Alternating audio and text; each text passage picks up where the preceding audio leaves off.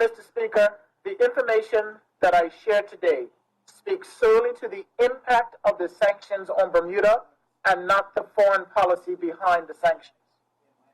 Mr. Speaker, further to my update to this Honorable House on the 4th of March 2022, I now advise that the situation regarding the sanctions remains fluid. To date, the Bermuda Shipping and Maritime Authority has not been impacted.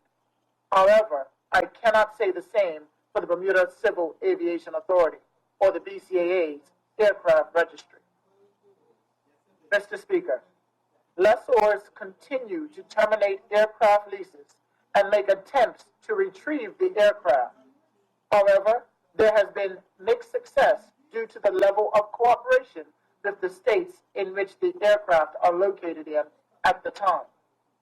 So, Mr. Speaker, from midnight on the 8th of March 2022, Moscow time, the Russian government recommended that Russian airlines that have aircraft registered in foreign countries under a leasing agreement with a foreign organization temporarily suspend the transport of passengers and cargo from the territory of foreign countries to the territory of Russia.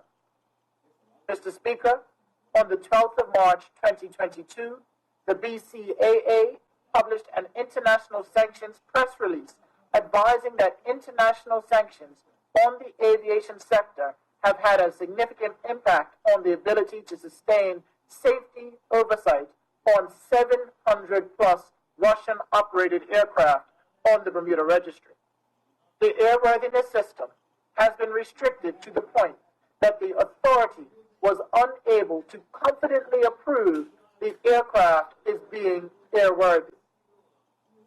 Therefore, as of 23:59 Universal Time, on the 12th of March 2022, the Bermuda Civil Aviation Authority provisionally suspended all certificates of airworthiness of those aircraft operating under Article 83, under the Article 83 agreement between Bermuda and the Russian Federation. This meant that any aircraft airborne at 23:59 Universal Time on 12th of March 2022, the provisional suspension took effect immediately upon landing. BCAA will provide updates on their website, which is www.bcaa.bm, as new information is available.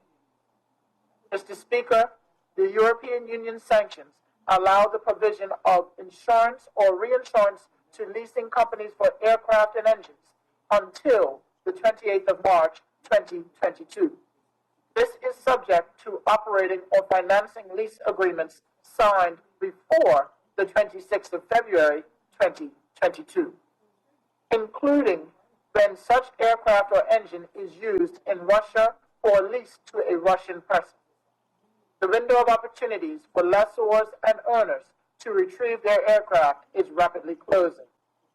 Mr. Speaker, both authorities are closely monitoring the situation, and I must repeat, Mr. Speaker, that the information I have shared today speaks solely to the impact of the sanctions on Bermuda and not the foreign policy behind the sanctions.